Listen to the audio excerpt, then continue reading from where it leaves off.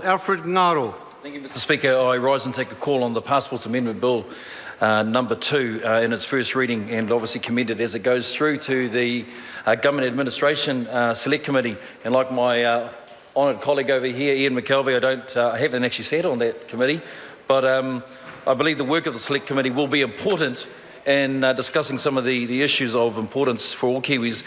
Mr. Speaker, can I first of all just say that one of the things that's important, and I know that comments that were made by New Zealand First, by Clayton Mitchell, just in regards to the timing, and I think that was a good point, because timing is something that's important. We know that other countries responded differently when it came to the issues of 9/11.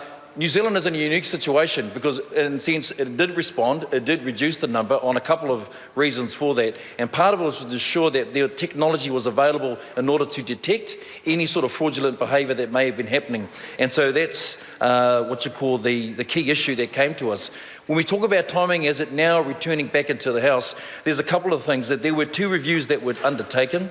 One of those reviews was in regards to the cost.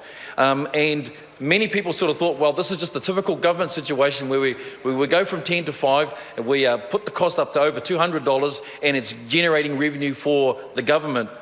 Can I just put on record before the House, the government does not actually gain any fees from from the cost of passports. It's on a cost recovery basis.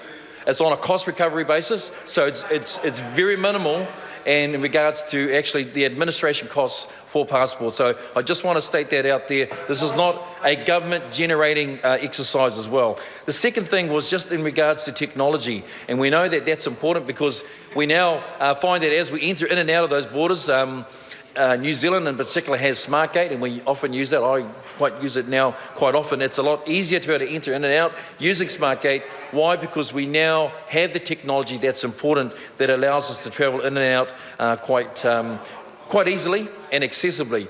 In saying that, over 77% of New Zealanders actually have a passport. The interesting thing about technology is that over 40% of those who make renewals are actually made online. And so we think that the investment also too is really important in regards to technology as well. So, Mr. Speaker, I want to commend this bill to the Select Committee and the work that it has to take. I think it's important. It'll be interesting to see the submissions that come out about whether there are any changes. We think that this is a good bill. Obviously, it's going to a Select Committee that actually has a neutral perspective in regards to its numbers, because it's believed that actually this is something that commonly is agreed right across the House as well. So I commend this bill to the House and look forward to its return. Thank you.